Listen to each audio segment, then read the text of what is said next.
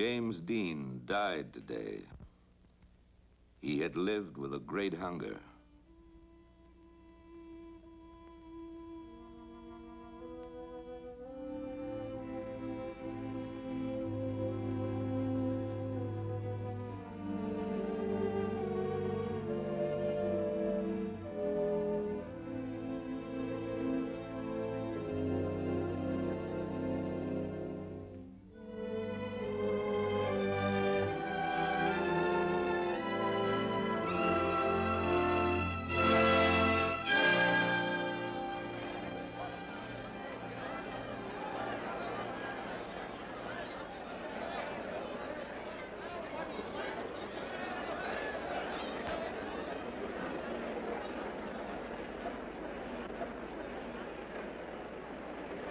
His last film was Giant. When it opened more than a year after his death, Hollywood celebrated with the biggest premiere in a decade.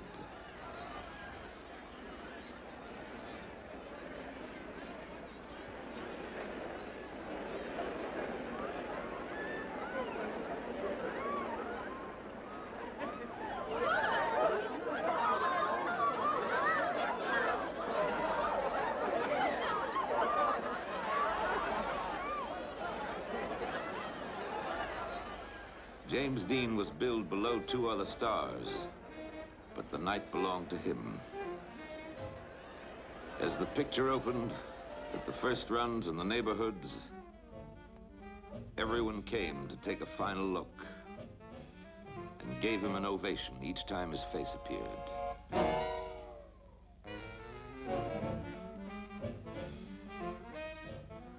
They had made James Dean, and they wouldn't let him go. To keep him close, they made a legend in his name.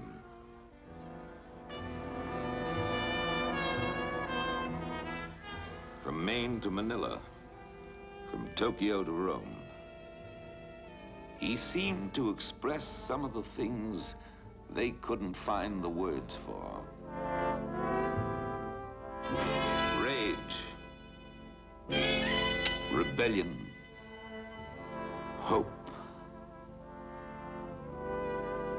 The lonely awareness that growing up is pain.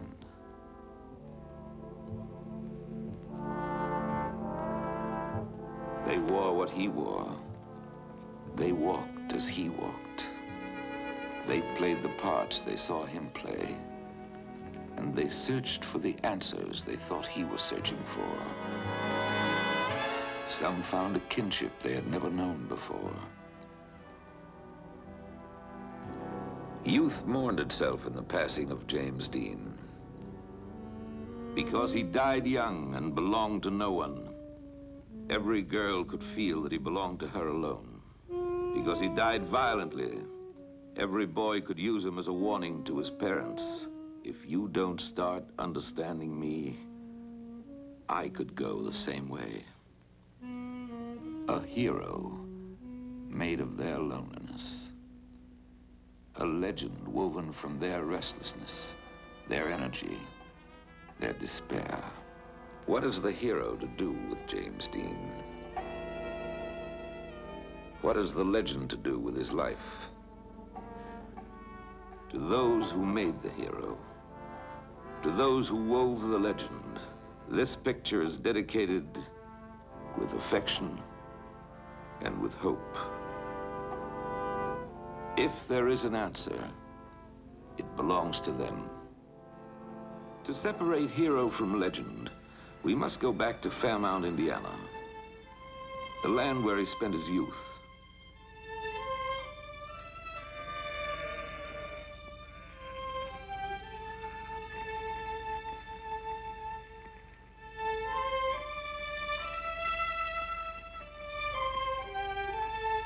A Hollywood newsman once asked whether Fairmount is a quaint little town. Fairmount is little, but it isn't quaint. It's a useful town, used long and well by useful people. Farmers mostly. One of them told us, "It's a pretty good town. Good place for a boy to grow up." There are two ways of coming to Fairmount. We came by road. Jimmy Dean came by rail. He was 9 years old.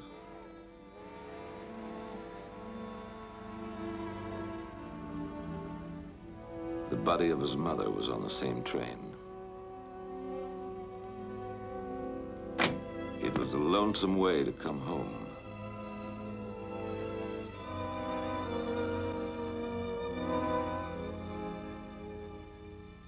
For the years of his life, Jimmy looked to this town and the farms around it as his source and his beginning.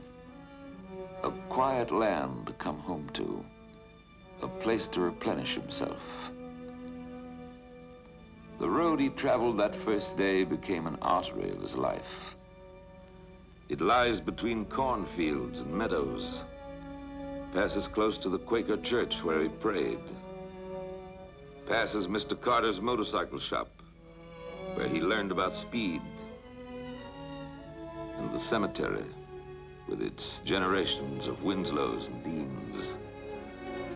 The road comes at last to the heart of his childhood, the Winslow farm, home of his aunt, Hortense, his uncle Marcus, and his cousin Marky. The farm seemed strange to him at first, and the house seemed very big. He was left by himself to get over his grief. He woke up crying from a nightmare. He was dreaming of his mother.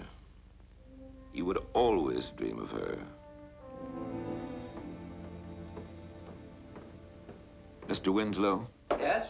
How big a farm have you got? 350 acres. What crops do you grow? Mostly corn and some oats and some hay. And Jimmy was raised here.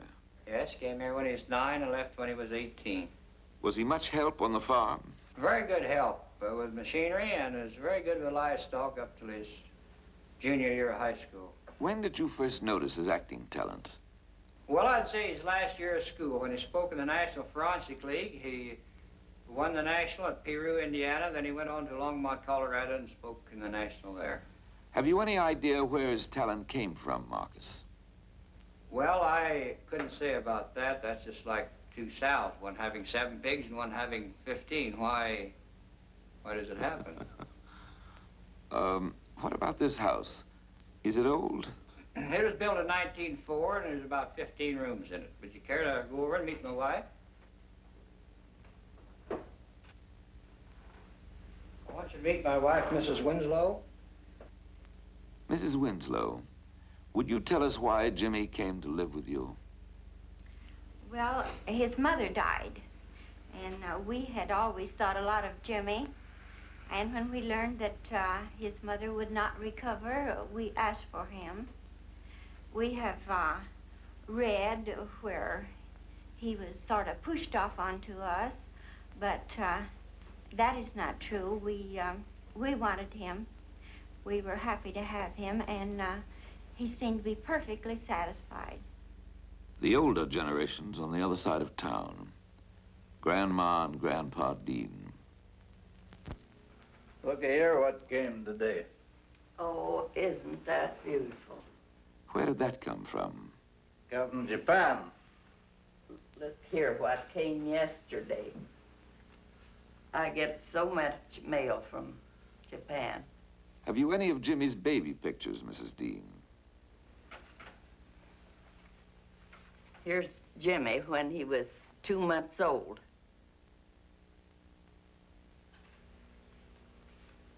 And then here he is again when he was 2.5 years old.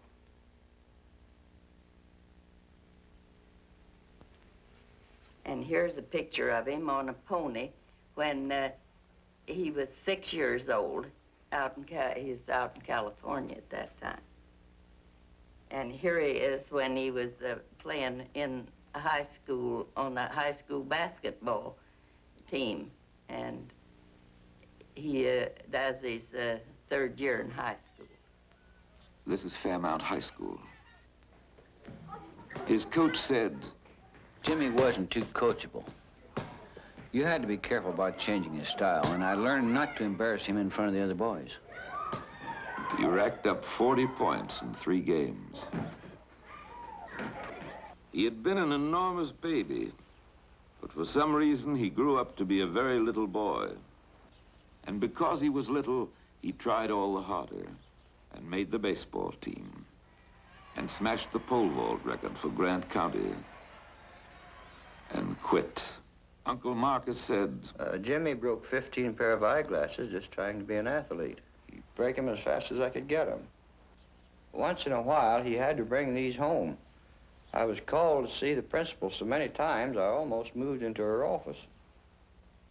for the first time, Jimmy began to show another side. He painted the things he saw and tried to put feeling into them. And he succeeded once when he painted his loneliness. But it wasn't enough for him. He felt more at home on the stage, where he could pretend to be somebody else. Adeline Knoll was his acting teacher. She coached him in forensics. Miss Knoll, what did Jimmy recite at the state forensic meet? Jimmy chose The Madman Story by Charles Dickens for his reading. What special thing set him apart? Well, Jimmy, as in anything he did, put in his whole heart. He had wonderful use of his eyes. I think his eyes were one of the most effective things that made an impression on the teachers at the meet.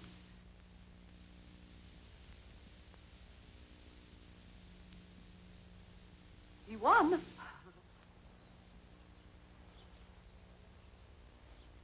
I have a picture here of an orchid that Jimmy painted for me. It was the day following the first showing of the junior play. The cast gave me this orchid, or gave me an orchid, and it was the first orchid I'd ever received. Jimmy, who made the presentation then, came over and gave me a kiss. The next day he came into my classroom and asked for the orchid. I didn't know what the child wanted. He took it to the art class and painted this for me, which I have prized through the years. Then he said, "Now you can keep your orchid forever." It's one of my prized possessions. Mr. Carter, who owns this shop, says Jimmy was really a pistol. They called him One Speed Dean. One speed, wide open. Mr. Carter, would you show us Jimmy's motorcycle? Yes, sir. This motorcycle here is the first one he ever owned. This is a 1947 Czech Jobs, made in Czechoslovakia. It's rated at 1.5 horsepower, and it will run approximately 50 miles an hour. How old was he when he got it? 15. Where did he race his bike? We had a field adjoining the shop here that we got off the neighbor. We rented it, and we built a small track on it. And Jimmy used to go over there and run around this track, which was absolutely no official track, but just something to play on. He used to broadside it around, and we had a great time with him. He, at one time, came in here. I had a public address system, and he came in here and wanted to know if he could talk on it. And I told him, yes, he could. So he got back in the corner of the shop here and put a speaker outside, and he put on a race, an imaginary race. And he would line the fellows up on the track and tell what kind of motor they were riding, and tell about the takeoff on them, and about somebody broadsiding a little too much in the corner, and look out, they're going to fall, and he'd holler and then laugh and say, down he goes. He was really describing a race. He really had a great imagination.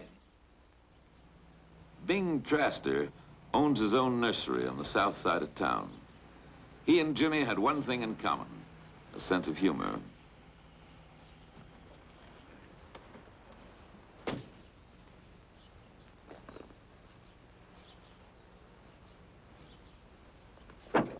Mr. Traster, have you known the Dean family very long? Yes, I was personally acquainted with 4 generations of the Dean family. Did you know Jimmy Dean? Yeah, I knew Jimmy Dean. He had one of the boys around town, and knew them all, of course, naturally. How did Jimmy impress you, Bing? Well, yes, Jimmy had a little something up here that the other boys don't have, or haven't had, or haven't noticed it in them. The old Dean homestead is out here a mile and a half south where his father was born and his grandfather also lived there, and his boy, I don't know whether his grandfather was born there or not, but the great-grandfather lived there. And when Jimmy kind of get down the dumps and get the blues, he'd get on his motorcycle and go out here to the old home place, the old homestead, and meditate a while. It seemed to derive a certain amount of comfort from it, being where the ancestors used to live. And he had spiritual values that the average kid didn't seem to have. Is there anything out there now? Shade trees, a few fruit trees, some weeds. The farm's changed hands since the Dean people lived there. What about Cal Dean? Well, Cal Dean was an auctioneer. He was a farmer to begin with. He went someplace up here about Banco, which is in the northern part of Wabash County, to attend a sale.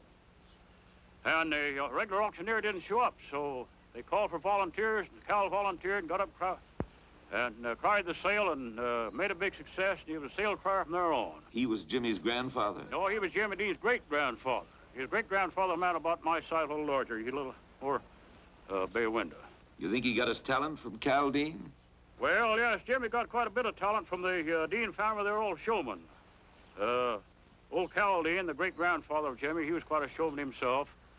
And old Cal Dean had a cousin lived at Somerville. That's a town south about 5 miles. He was also a sale crier. And he was good getting off stories. Some a little off color and get by with them all right. Kept the crowd laughing. And Cal could do the same thing. He seemed to derive a certain amount of comfort from it, being where the ancestors used to live. Season after season, Marcus watched him grow and gathered in his harvest. But of all the harvests his farm had grown, the most plentiful were his children, and he looked upon Jimmy as one of them. He seemed like a happy boy, not quite like the others perhaps, but not so remarkable either. A boy who liked his garden and was proud of the things he grew.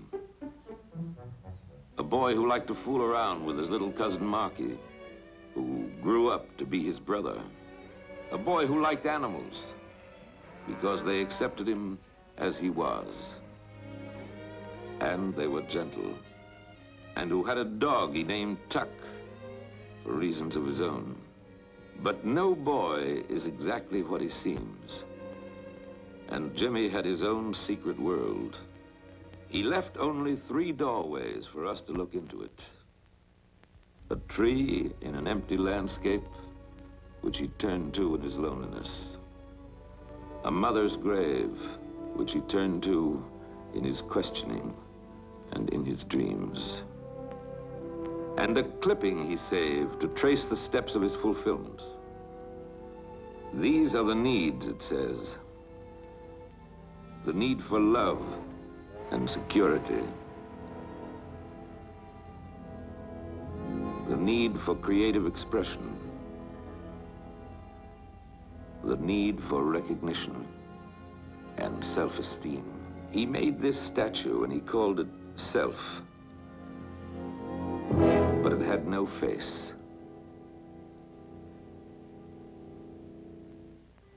It seemed like something happened to Jimmy. He started pulling into himself and didn't share things with us anymore. But maybe that's just growing up. Nothing he tried satisfied his hunger. He began to say goodbye to Fairmount in his childhood. Restlessness possessed him. He must move somewhere. And motion makes any road seem right. He must find a face for the image he called Self.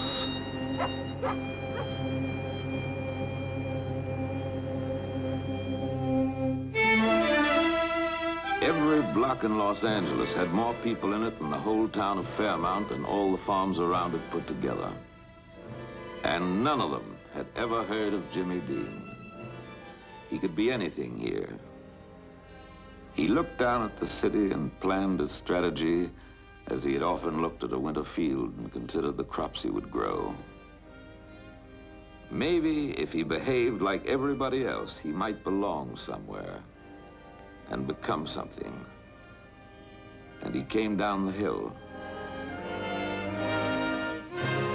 He registered at UCLA, and he began as a model student. He was proud of himself, so he wrote a letter home. Here's a letter I got from Jimmy when he was going to school in UCLA out in California. He wrote that he was very busy and working awfully hard, and the semester just ahead was even harder. His grades were fine for a change. 4 B's, 1 C, and an A. He was taking lots of drama in school, and he had just landed a good part in a student play. And he said to his grandmother that he was really finding out one thing, that an actor must be an intellectual, which takes years to develop. If he was going to conform, he'd do it all the way. So he tried to do it royally and joined Sigma Nu. What's your position, Bob? I'm president of Sigma Nu Fraternity. I pledged the house in February 1952, and Dean pledged in 50, I think September 1950. We looked through the files a couple months ago to see whether we had anything from Dean, and this is his pledge application. This is an application to the National. In the financial records, we, after his 4 months of pledging, we noticed that he has a $45 deficit on his house bill, which he never paid, of course. John, when did you meet Jimmy?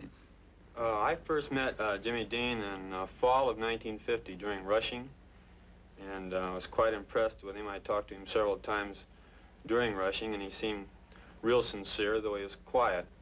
Well, he pledged, and then it became quite apparent after a couple of weeks that the controls that are exerted over a pledge were a little bit, he just couldn't accept them was the main problem. Things like, missing Monday night meetings. He had his original, or his final bit of trouble, I guess you would say, and it ended up in a fist fight between he and one of the pledges. And he walked out in a huff, and that was the last anyone ever saw of him. Who am I, he wondered. I don't want to be alone. I don't want to be different. I need people, but I keep pushing them away. I've got all this love to give. He took his envy to the beach. He looked at the ocean, and he was jealous of its power.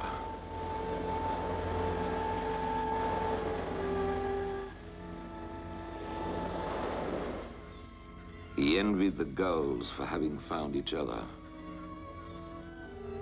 He envied them their freedom and their solitary flights. Suddenly, he knew that as an actor, he could be the ocean and flood everything with his power. As an actor, he could be a gull and rise higher than any living thing. He would become an actor, really an actor. He would conquer New York and press the theater to his feet. Then he would come back and conquer Hollywood. He would rise so high, he would almost vanish, and everyone would beg him to come back. And he saw a dead bird in the sand and wept for it. But he was on his way. Jimmy Dean was going to be somebody. He needed car fare to get to New York, so he did his first movie. It was filmed on the merry-go-round in Griffith Park, and Jimmy was an extra. A 1-minute commercial for a soft drink company. The ride took him all the way to Times Square.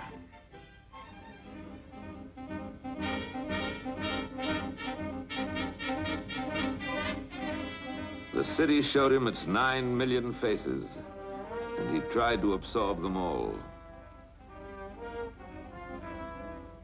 He found them on subways, and in the bars, on the waterfronts, Greenwich Village, places where it wasn't safe to go. He tried to feel what he thought they felt. I love. I belong to someone.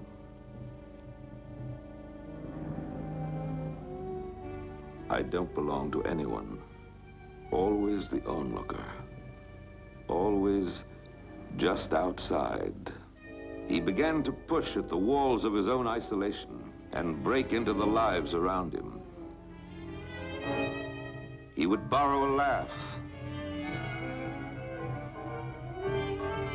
a sudden gesture,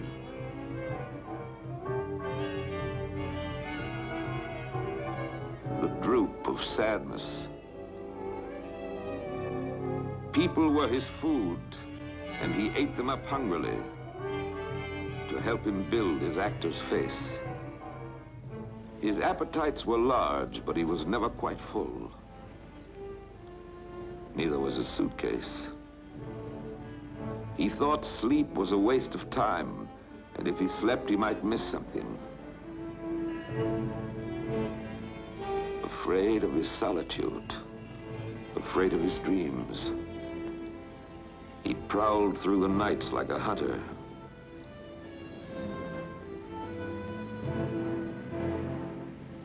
He'd borrow a paper to see what was playing on 42nd Street.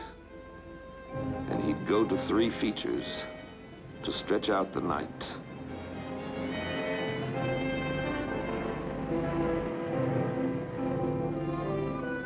Sometimes he'd register at a small hotel that was left behind when glamour moved uptown.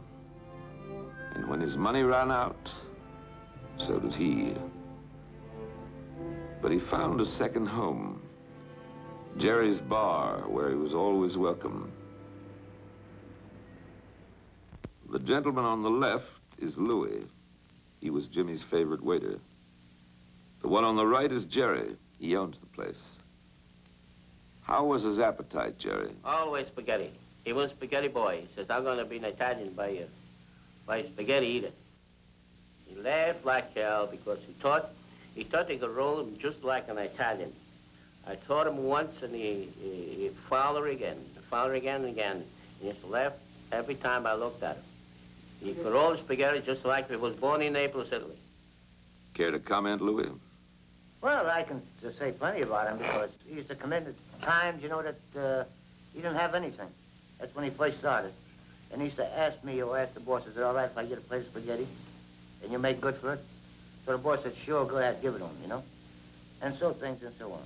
Did he ask for anything else? Yes, he did. Many times I'd give him rent money. And he always paid me back. When he made it, he paid me back. Then he promised me, he says, Louis, he says, if I ever get up on top, he says, I'm going to take care of you.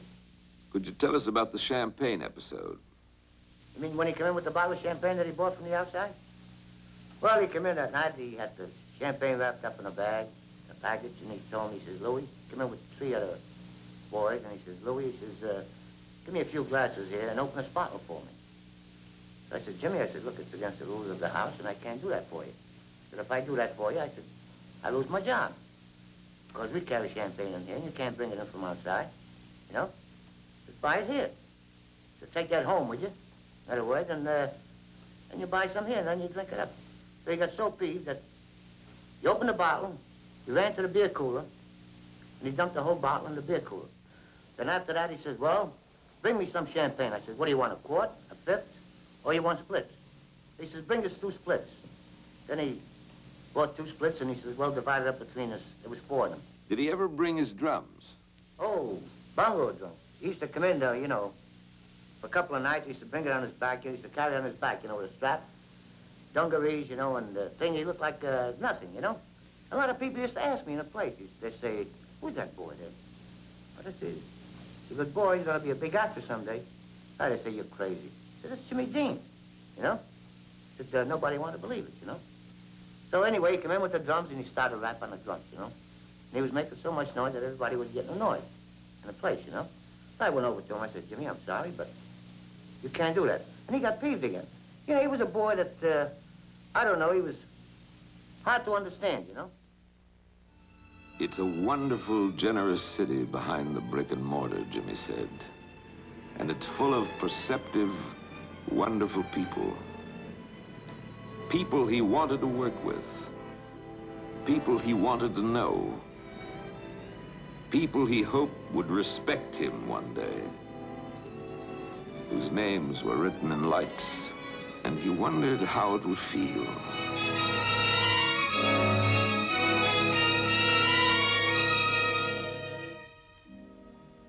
Leonard Rosenman was a young composer who later created the music for East of Eden and Rebel Without a Cause. To save expenses, they took an apartment together. It was a 5-story walk-up with portholes like a ship. Jimmy called it a wastebasket with walls. If he pressed his head against the window in a certain way and squinted through one eye, he had a grand view of Central Park. It wasn't Indiana, but it was full of trees he could sit under. He began to imagine himself as a deep thinker. An actor must know everything about everything, he said. But in his hurry, he settled for less.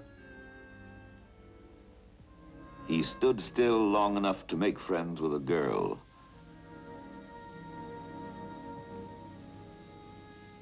Arlene Sachs. I knew him. Once I told him I loved him, but he pretended he didn't hear. And then he said, "You can't love me," and I don't think anyone can yet. We listened to music together, Bartok and Schoenberg and Mozart.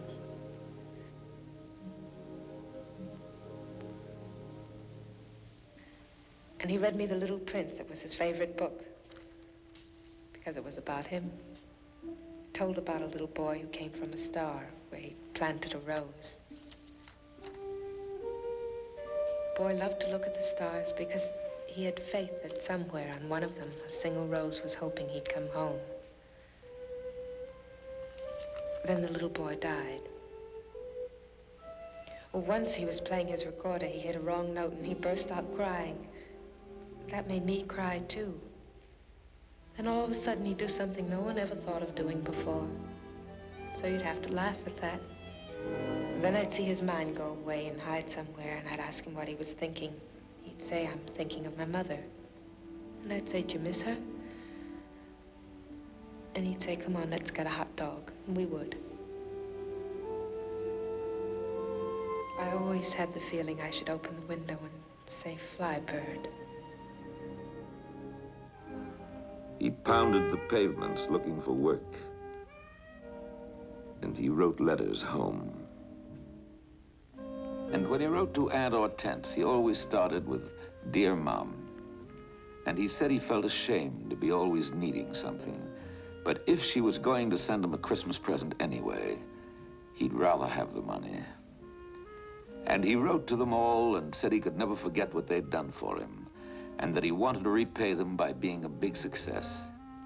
And he'd try not to take too long. And he finally made it. Yes, one night, it was a Sunday night. I walked in a place, and Jimmy Dean, it was a very stormy night outside, rain, and Jimmy Dean has got a pair of dungarees and a pair of sneakers, all soaking wet. And he got an open shirt, and it was a lumberjack, unshaved, uncombed. He's drinking double scotch. And Louis was serving him. I said, "What are you doing? Go to hell with yourself?" Which was a nice boy. He always took my advice. He says, "No, Pop." He says, I got to do something tonight. I want to look very natural. He said, and he was smiling at me. I said, "What are you going to do?" I told you we'll do something crazy. He says, "No, I got to do something a little while that surprised you." So time came. He got up. He said, "Look, I'm going to be right back. Set the television at such station." We set the television. He appeared on G-Man in action. He's a drunken waterfront man. Just the way he got up out of my seat. Came back about 20 minutes late. He laughs like hell. Says, "Now you're going to buy me a double scotch. You'll have one with me. Is that all right?" Jimmy developed a reputation as the most troublesome young actor in New York. When he came to rehearsal, his directors never knew from minute to minute just what he planned to do next. Or if he planned to come at all. An actor said, "He plays my nephew, and I'm supposed to say you will forgive him if he acts a little strange. But how can I say he acts a little strange when the son of a gun is crazy?" Why do I do these things, Jimmy wondered. And he really didn't know. But he wanted more than television. And a small building on an unimpressive street drew him again and again. The Actors Studio. Lee Strasberg taught here. So did Kazan. To be the best, he had to learn from the best. He would prepare himself. He tried a new experiment. He got a haircut and joined a dance class to get his feet out of the furrows and to find an actor's grace.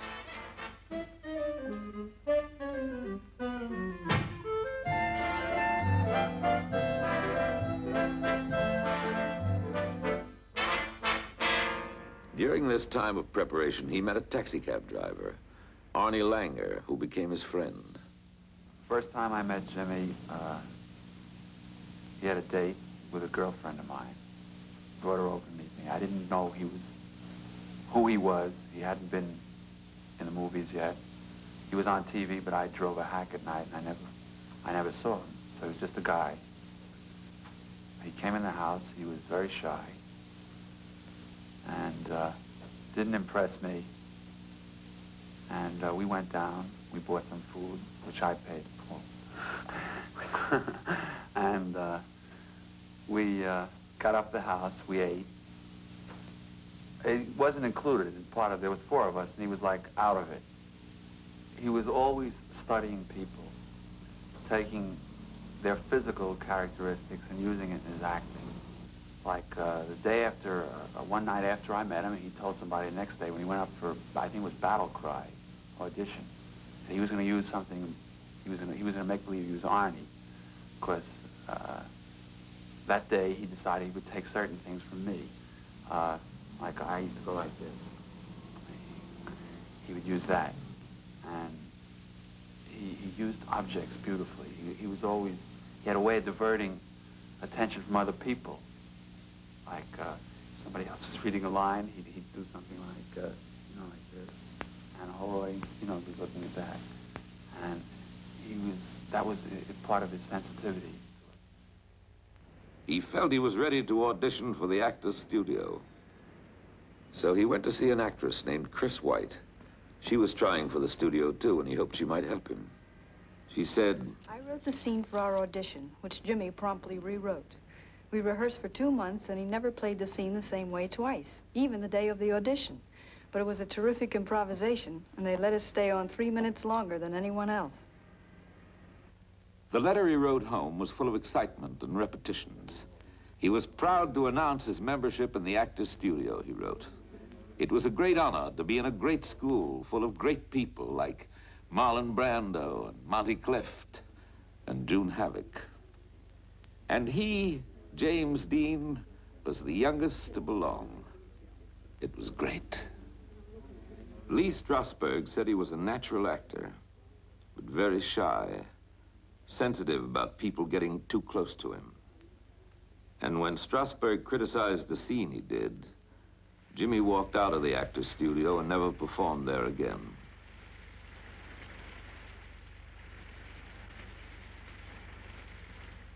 He was offered a contract for his first Broadway play.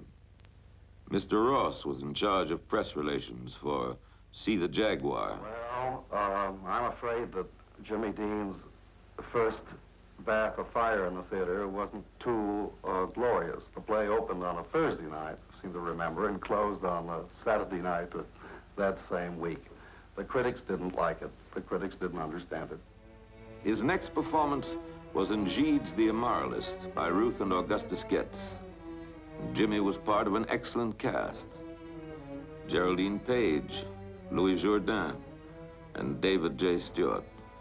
He played an Arab boy and had to perform a seductive, insinuating dance. The Arab boy lived in a date grove on the desert and came between a husband and his wife and destroyed them both. On opening night, the critics greeted him as a brilliant and promising young star. And he remembered the ocean he had envied and the seagull in its flight. And he knew he had found his power. The theater and its people made him welcome. But he fought with the producer and quit the show 2 weeks after it opened. In New York, he had won the reputation of a rebel. He had denied himself all the things he wanted most. He had denied himself the pleasure of his own success. The respect of people who had been his gods. He had denied himself. Why do I destroy the things I build, he asked. And he sat under a tree in Central Park and wrote a letter to his cousin Marky to thank him for some drawings he had sent. But he was really writing to himself. Dear Marky. We asked Marky if he remembered what Jimmy wrote to him. And this is what Marky told us. Jim said he wanted to thank me for my drawings, but he had to warn me about something. He said it's easy to draw pictures of soldiers and people shooting guns and jails where they lock people up. But he said I shouldn't draw these things because they aren't good to draw. He told me that I live on a land that God has blessed, with trees and rivers and the ocean, and all the animals I see, and houses where people can open the door whenever they want to. He said these are the things to draw, and all I have to do is look around to see. And Marky told us how Jimmy had ended his letter. These things are harder to draw because they are harder to grow. My love to you, Marky. Jim. And he went up to the upper Bragg to see Jimmy. Went to California to make pictures. When was the last time you saw him, Louis? The last time I saw Jimmy is when he went to California. He went to Hollywood to make the big picture, you know? That was the last time, and then we had a nice party there for him. A lot of people used to ask me in a place. They'd say, who's that boy there? I said, that's Jimmy Dean. You know, he was a boy that, I don't know, he was hard to understand, you know? He was flying to his director, Elia Kazan. When he chose Jimmy for the part in East of Eden, Kazan said, Jimmy was it. He was vengeful. He had a sense of aloneness. He was suspicious. He let you into a private club that had only a few members. Fly, bird, fly. Fly, bird.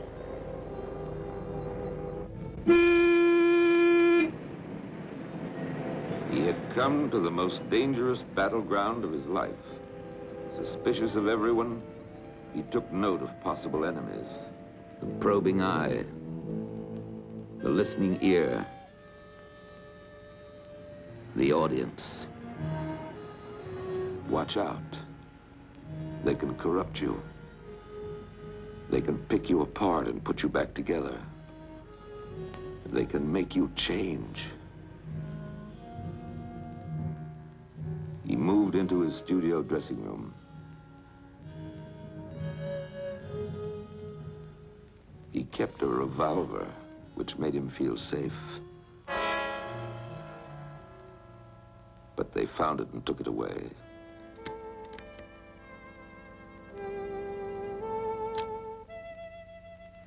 He bought a new motorcycle so he could move fast and alone. He dressed as he always had, because old clothes were familiar things in an unfamiliar place. And he never judged a man by what he wore. Hollywood did. When he roamed its streets as he had roamed Times Square, Hollywood said, "Look at those boots.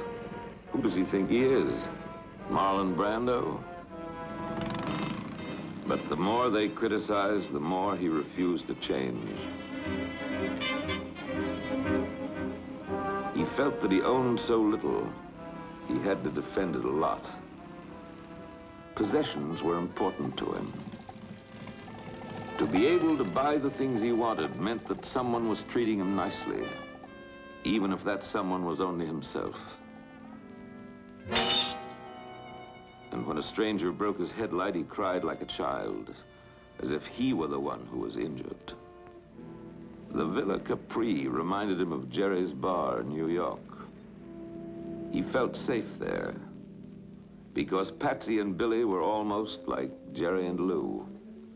They took him as he was and accepted his suspicion without comment. Well, he used to come in almost every night. And he used to come in really after work, and he used to dress with overalls, just the way you see any man working Dick ditches, you know. Nothing fancy. In fact, I never saw him dressed up good, really. Did he have a sense of humor? Yeah, oh, very much. In fact, sometimes he used to come in at night and sit down on this booth and talk a few words in Italian. He liked to talk Italian, too, you know, a little bit. He tried to learn Italian a little bit. And sometimes we don't have no table. We were so busy, he used to go and eat in the kitchen. And never bothered him nothing. This was a really fine man, a fine boy. Nothing about him. We get most of all the stars in Hollywood, and Jimmy, being here almost every night, used to meet them all here. And he was quite a favorite of these stars. Milton Berle, Sammy Davis Jr., and he tried to believe it when they said they liked him. When he started work on East of Eden, he discovered that a movie actor has to get up earlier than anyone else. He trusted Kazan because Kazan seemed to trust him and allowed him to pace his own performance. They had signals. When Jimmy was ready, he'd whistle. And Kazan knew he could begin. Stand by. Action. William Zinz's review in the New York Herald Tribune was not only a description of his role in East of Eden, but also of Jimmy himself. He wrote, "Everything about him suggests the lonely, misunderstood 19-year-old. He has the wounded look of an orphan trying to piece together the shabby facts of his heritage. Occasionally he smiles, as if at some dark joke known only to himself. You sense badness in him, but you also like him." Before Eden was finished, Hollywood knew that James Dean was the most important new star of the year. It gave him the courage to take a chance on himself and to fall in love for the first time. She entered his longing and his life, bringing a depth of compassion and a hopeful, half-remembered tenderness. She quieted his violence, and he felt himself grow still. And for the first time, he found the timid belief that life was possible.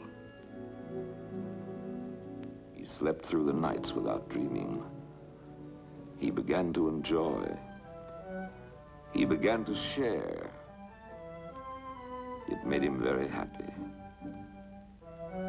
And he found a friend. He said, "I have one very close friend, and I feel so happy." Isn't that strange? Come on, Nick. Lou Bracker lived in a secure home with a real mother and father and 3 hot meals a day. Come on. Hi, Lou. What's your dog's name? That's Michelina. She's a 3-year-old Labrador. And she was about a year old when Jimmy was here. He used to spend a whole summer trying to get her to dive off the board, but she never would do it. She still doesn't, as a matter of fact. Lou invited us inside to show us some of Jimmy's things. Here's a box of stuff that Jimmy gave to me to keep before he, about 2 weeks before his accident. It's just personal belongings. Here's a bunch of fan mail that came to him personally. He didn't turn it over to his fan mail service. Here's a couple of snapshots of Jimmy working on his car before the Palm Springs road races in 1955, which was his first road race. Here's a guy that wanted to sell him an oil well. Some phone numbers and a Diners Club bill.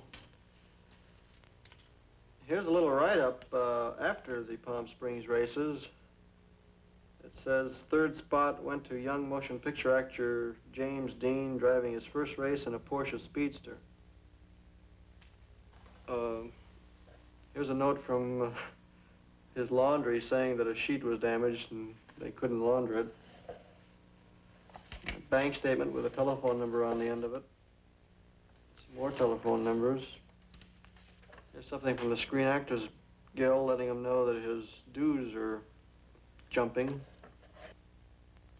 Telephone number. I don't know how Jimmy ever kept track of his telephone numbers because you never could be quite sure where yours was written. Because it was the way he used to file things, just throw them in a box. And it might surprise you or the audience to know that Jimmy was fantastically interested in business. He himself always wanted to have his own company. As a matter of fact, he wanted to become a director. He felt that there was more room for self-expression, certainly more freedom of movement in being in direction than in acting. So actually he was learning a little more how to get along with strangers, and also the things that he would read about himself hurt him. He would be bothered when someone would say that he was mean and disrespectful, because actually he wasn't. It was just, they took silence to mean that he cared little or nothing for him. They didn't have the insight or didn't care to exercise their insight in knowing that here was a shy boy that just didn't know how to approach him, and they didn't make, instead of making an attempt to approach him, they just said, well, they just wrote him off. It seemed that he was always losing the people he cared for most deeply. So it had always been, so it would always be. So be it. He became the night wanderer once again, looking for a place to unload his tenderness and finding none. So he bought a horse and gave it a manger of oats and a measure of love. Lou Bracker has it now. It runs free in Santa Barbara Meadows. He found some relief in racing the Porsche car he bought as a consolation prize to himself.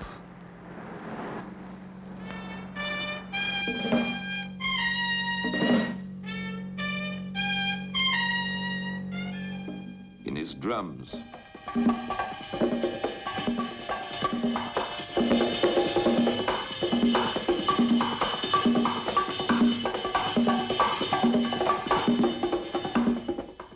And in occasional people. Glenn Kramer, an actor. Glenn, what happened if no one paid attention to Jimmy? On dates, for instance. Well, I don't know too much about his dating. I know one or two of the girls he had dated. Lily Cardell, an actress. Where are you from, Lily? I'm from Sweden. I was born in Stockholm. What was he like with you?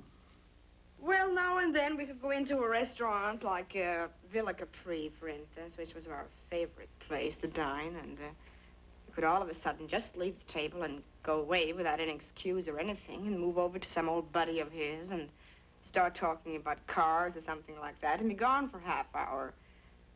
And he was also very moody. He could one minute be deep in thought about something and just snap out of it, and the next minute he could be up on the floor dancing, laughing, making some joke of some kind, you know. And it was just no use of getting mad at him for that kind of thing, because that just didn't do any good. You just had to understand that that was the way he was. That was the way he was. Nick Ray, the director of Rebel Without a Cause, knew what Kazan meant when he said Jimmy belonged to a private club that had only a few members. And he had his own way of winning the boys' trust. He took them to meet the rebels, so Jimmy could find the reality of young Jim Stark, the character he was about to play. Rebel Without a Cause was a drama of rage.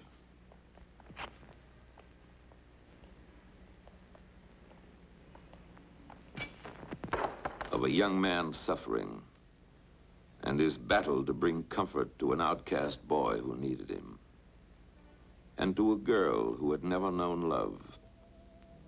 He could expose through Jim Stark the things he had to conceal as Jimmy Dean. But when the film was finished, Jim Stark was gone. The performance was over. Success was nothing more than the concealing leaf which covered the tree of his loneliness. And after every job, the tree was bare, and winter returned to chill him. He knew that he could never hide from pain. But if he kept busy, he might forget it. So he threw himself hopefully at each new day and tried to connect with life. He tried to record life with his camera.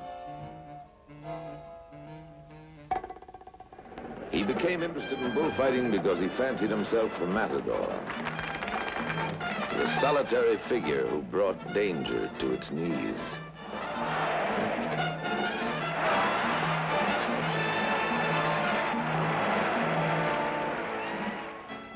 To test the limits of life, he had to approach the borders of death.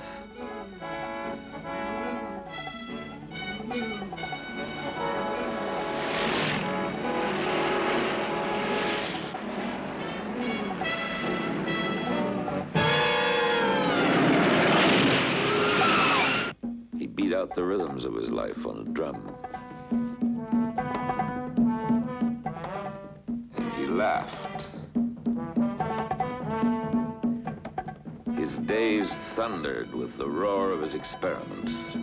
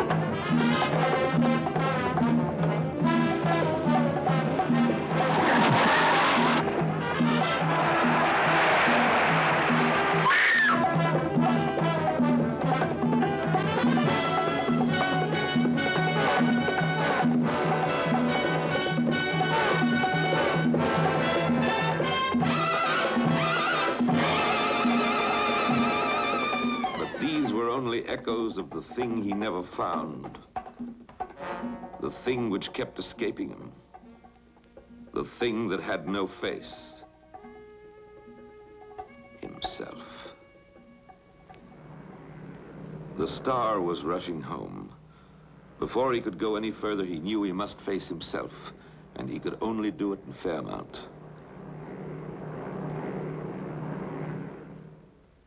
He must know why he found no happiness in his own success. Why he seemed always to lose the ones he loved. A writer friend had spelled out the question for him just the week before. They were having dinner together. No, I can't explain you, but I think I can draw a picture of yourself if you don't get sore. See, that's the thing we all have that we don't want anyone to see. It's very tender, our secret self, if you want to call it that. And that's the thing we have to protect. Now, most of us put a wall around it, Mirrors like this, see? If we don't trust people, we use it to keep them out so they can't hurt us. But you, look what you've got. Mirrors aren't enough for you. You've got to have this, too, a second wall. And it's all covered with thorns and spangles and shockers to dazzle people so they say, boy, he's really a hot apple. Look how interesting he is. Here you meet a director you really respect, and you do some darn fool thing that scares him off. Here you meet a businessman, and you say, gee, I'd like to be a businessman. Here you meet a composer, and you say, man, if there's one thing I want to be, it's a composer. So you're a businessman and a sculptor and a bullfighter and a composer and all those things. But that's not you. You never give anyone a chance to really like you or not like you because you never even let them in to see the first wall. You never say, hey, step right this way and see the real Jimmy Dean. So what's hiding in the middle, Jimmy? Why do you shut people out? Why don't you think you deserve anything? You think you're so dull that if they get inside, they won't find anything and they'll walk out on you? Is that why you run out on them before they get too close? Do you think you're empty, Jimmy? Is that why you're so scared? So Jimmy told his writer friend that the one thing he really wanted to be was a writer. And he flew to Indiana.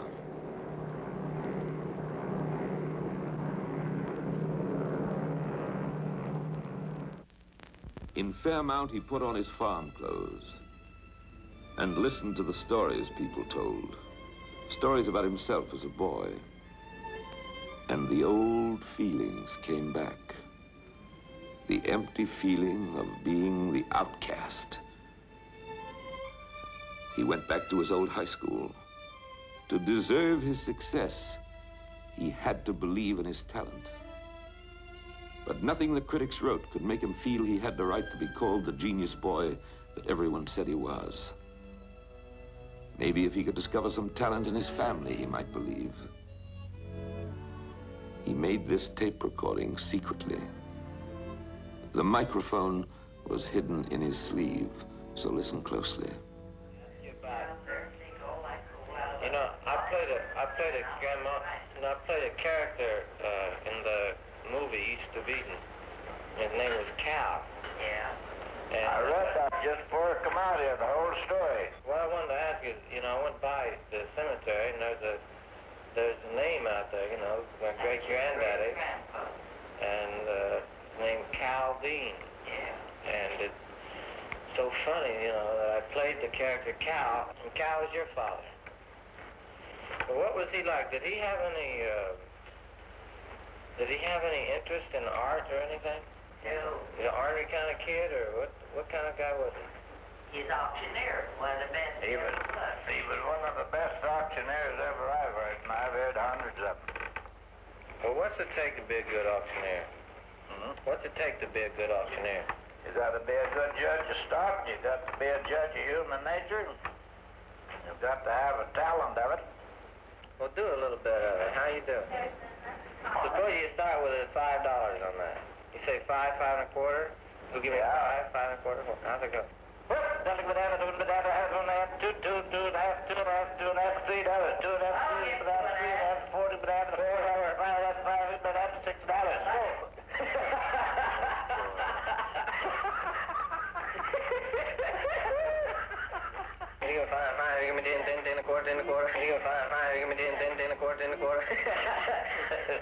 I'll tell you what kills auctioneers. You take a man that talks to the public every day, he'll eventually get too much confidence in himself. He'll pull a lot of stuff and think he's getting by with it, but he ain't. And as soon as the people find out that you are doing it, they'll quit you. That's what kills all of them. That's what kills an actor, too.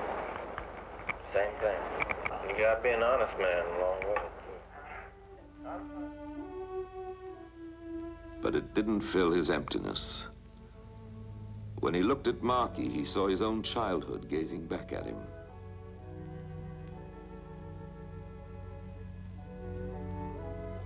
And he could give the boy the same affection he wanted others to give him.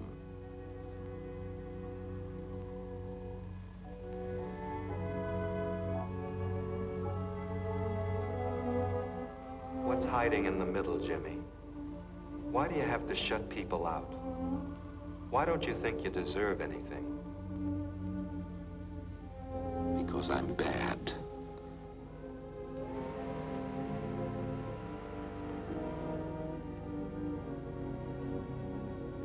She wouldn't have died on me if I hadn't been bad. She would have loved me and taken care of me. If she couldn't love me, nobody can. I've been bad all my life, so I've never deserved anything good. But these feelings belonged in his childhood.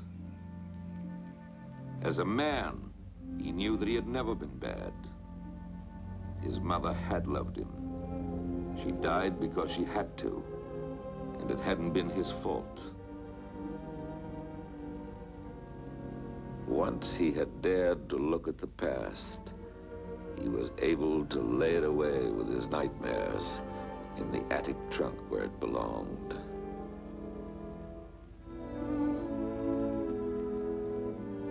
He looked at the statue he had made, and he saw that the face he was searching for had always been right there. A good face. A nice face. He knew he need no longer be ashamed, because there was more than emptiness inside. Now it was almost possible to believe what people said of him. And he showed everybody in Giant, showed them that for all his evil, a man can still contain beauty. Showed them the things he had learned as a boy, how to pace off a field, as his Uncle Marcus had taught him. He could accept his stardom now. It was his right to have it. When he came back to Hollywood, he used his new position to make a traffic safety film for television. How fast will your car go? Oh, an honest miles an hour. Clocked, it run about 106, 7. You've won a few races, haven't you? Oh, one or two. Where? Well, I showed pretty good at Palm Springs. I ran at Bakersfield. People say racing is dangerous, but I'll take my chances on the track any day than on a highway. Well, Gig, I think I'd better take off. Oh, wait a minute, Jimmy. One more question. Do you have any special advice for the young people who drive? Take it easy driving. The life you might save might be mine. You know? And he bought a new car. Jimmy, and I believe it was his mechanic or his other driver were sitting here in the last booth over there, and he was telling me about he's going up to, I don't recall the name of the town. I think it was in Bakersfield or somewhere up in that way, for this race. And Carmen, our chef, said, well, Jimmy, we won't see you tomorrow, so I'll make you something to eat. And following day, I believe it was right. The road to Salinas follows the bottomland. It rolls past the hills of the Diablo Range. Giant was finished, and he was allowed to drive again. He was going to race his brand new car.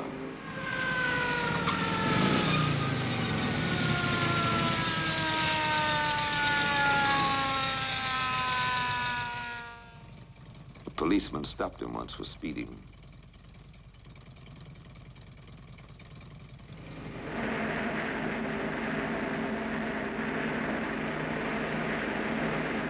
And he had paused to stretch in the sun and drink a cup of coffee at a truck-line cafe. He felt good. He knew someone would feed his cat while he was gone. He knew his horse was out in comfortable pasture. But he couldn't remember if he had made his bed or left the breakfast dishes in the sink.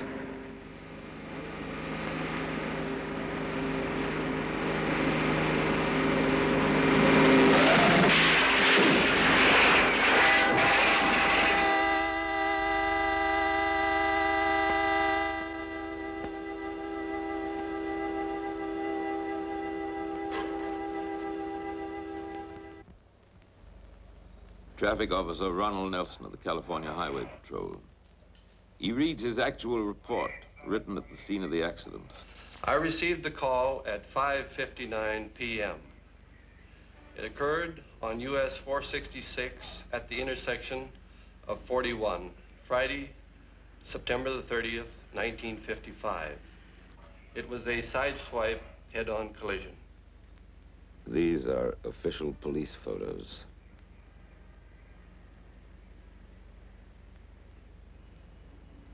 There were 2 persons injured and 1 killed. Number 1 injured was Donald Gene Turnipseed, driver of vehicle number 1. Number 2 injured was Rolf Witherick, a passenger in the Dean car. The dead was James Byron Dean, DOA, or dead on arrival at the hospital. He returned to his source and his beginnings.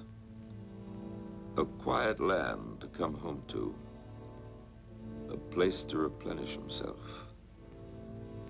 Marky said, He came back here about 5 times, if you want to count this one. the town was silent. The minister said, His brief career was as bright as a meteor which flows like a golden tear down the dark cheeks of night. His pallbearers were his basketball team. Of all the harvests the farm had grown, the most plentiful was the boy himself. What is the summation of this life? The less than 300 months of time it took to spend itself. The 24 Christmas trees it saw. The thousands of mornings it looked out upon. The legacy of art it left, and stamped with its own signature. What can we say of him? We can say that he despised the things he was and loved the things he was trying to become. We can say that he left 2 cherished gifts. He was able to do what few in his generation had done before, to reach into a dark theater and let each person know that they were not alone. And he was able to unveil that single quality which most of us conceal, the wonderful sense of our own inexpressible sweetness. He brings us these gifts for the last time in a text which he made for East of Eden. It has never been shown before. Jimmy is deep in the shadows at the start of the scene. Listen. You're the one that Dad loves. He doesn't love me, never has. This is my son. Aaron, that is, thinks I got a great idea here. And his mother's son, Cal, who saved his money when we were kids and bought him a beautiful jackknife. And you got him a lousy, mangy little old dog you picked up somewhere.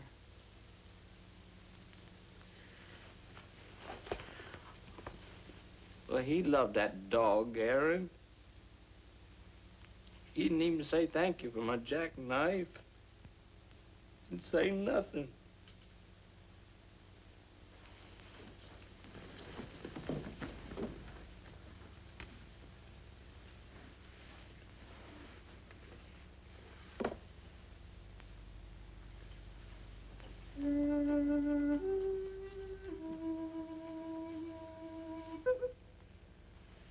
What have you ever done to deserve Dad's love? What I mean is, well, like, who used to be decent to him and try to make things halfway pleasant?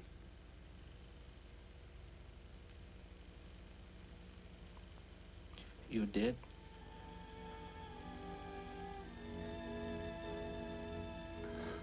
And what have you done?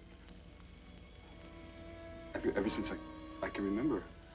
You've growled at him and snapped at him.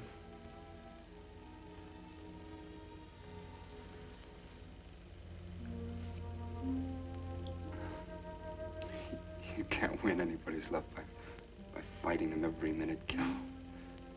You gotta fight with them. You gotta show them that you're on their side.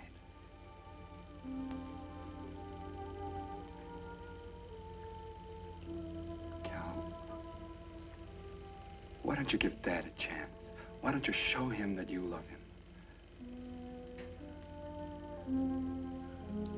How? It's so easy. Just tell him. Show him.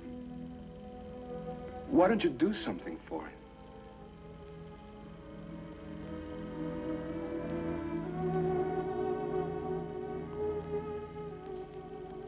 It's so easy. You'll see it's the simplest thing in the world. I know it. I know it is, Aaron. Jimmy's own words are his best epitaph. I'm trying to find the courage to be tender in my life. I know that violent people are weak people. Only the gentle are ever really strong. Let me be loved. Let me be loved. Let someone care for me. Let someone offer her hand.